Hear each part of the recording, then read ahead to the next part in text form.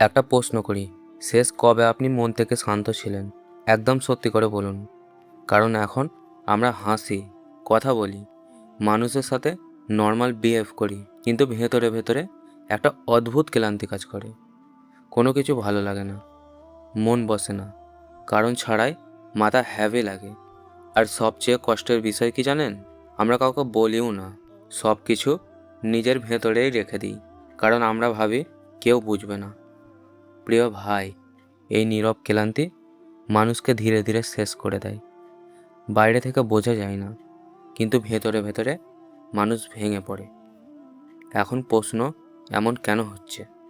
কারণ আমরা সব কিছু ক্যারি করছি, চাপ, ভয়, ফিউচার নিয়ে টেনশন, মানুষের কথা, নিজের ব্যর্থতা, সব। কিন্তু একটু থামছেন না, নিজেকে সময় দিচ্ছেন না, শান্ত হচ্ছেন না। আর একটা ডেঞ্জারাস জিনিস, আমরা সব সময় কম্পেয়ার করছি। ওর জীবন ভালো, ও সফল, আমি পিছিয়ে। এই চিন্তাগুলো আপনার শান্তি খেয়ে ফেলছে। কিন্তু একটা সত্যি শুনুন, সবাই বাইরে হাসে, কিন্তু সবার ভেতরে যুদ্ধ আছে। আপনি একা না। আর একটা কথা, সব সময় স্ট্রং থাকারও দরকার নেই। কখনো কখনো ক্লান্তি লাগতেই পারে, কিন্তু থেমে যাওয়া যাবে না। আজ একটা কাজ করুন, 5 মিনিট ফোন দূরে রাখুন, চুপচাপ বসুন, নিজেকে প্রশ্ন করুন, আমি আসলে কে নিয়ে এত ক্লান্ত? আপনি হয়তো প্রথমবার নিজেকে বুঝতে পারবেন।